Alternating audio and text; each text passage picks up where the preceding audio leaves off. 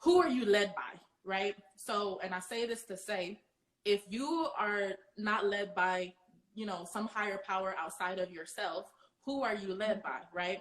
Because how can you expect for your woman to completely submit to you and you're not led by anything? So that's just one thing I did want to throw out there. We're not submitting blindly, just FYI. Like, we submitting to someone that's submitting to Christ. Okay?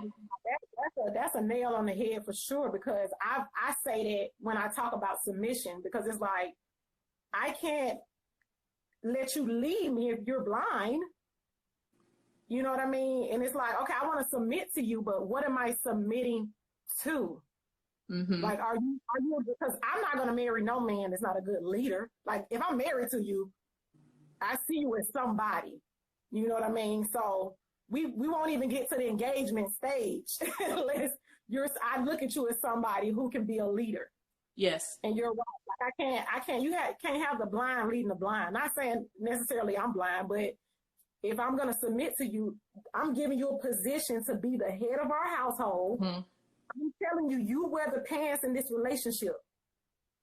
You know what I mean? And and I want people to stop having this, especially women. We have this thing about submitting as being like smaller or less than our husbands.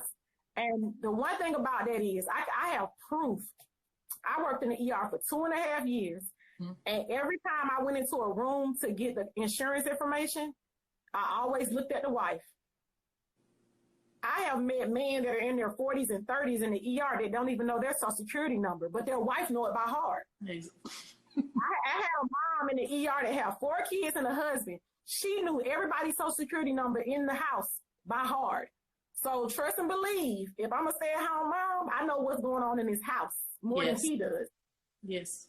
Well, and you know, stay-at-home mom is also like a business, right? When the refrigerator runs out of groceries, who's filling the inventory, right? When the bills need to be paid, who's taking care of that? When, you know, things need to be done in the house, like that's a schedule, that's a business, right?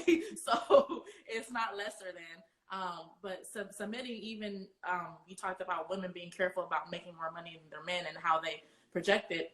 There's something I do want to touch on right here. I wrote it down here. Words are power in relationships, right?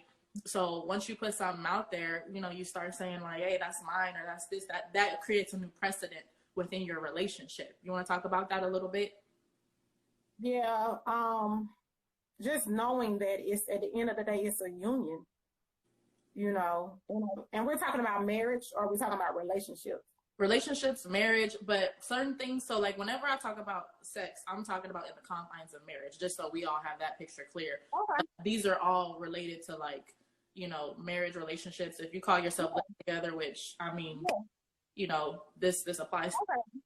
So yeah, at the end of the day, what we have to remember is marriage is a union.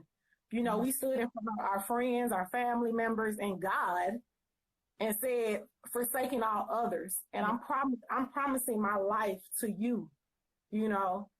And, you know, when you get married, you bring things with you, whether they're emotional things or materialistic things, you know. And some of those things, emotional and materialistic, have some type of background story to them. Mm-hmm.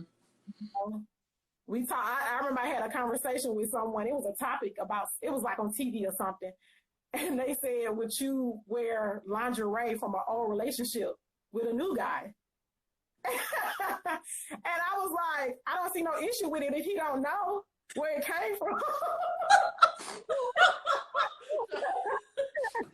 But that's a materialistic thing. Would you get rid of nice lingerie that you got from an old relationship? Well, hold on, sis. I will tell you. Remember we talked about this at the beginning of the week? It's a heart condition, right? So if your heart is detached from that old lingerie, go for it. But if you're not, I don't know. But it's Freshest of Hollywood. Freshest of Hollywood is like nice lingerie. I know that, but like, is your heart? Are you gonna be thinking about him when you? That's the thing. It's materialistic. True. I mean, it holds something emotionally for me, but it's still a thing. Yeah. It's still just an object. You know what I mean? So it's like, if he don't know, nah, sis, nah.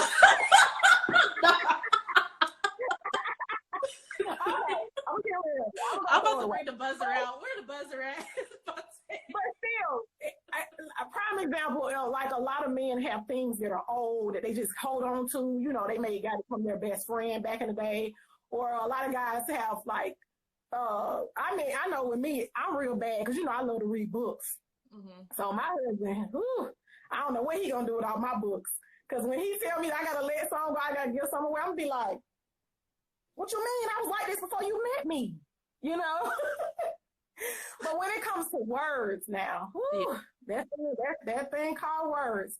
I had a very heated debate with my best friend, and I was telling her, she thinks that when you say something to disrespect someone and you say, I'm sorry, that takes it back.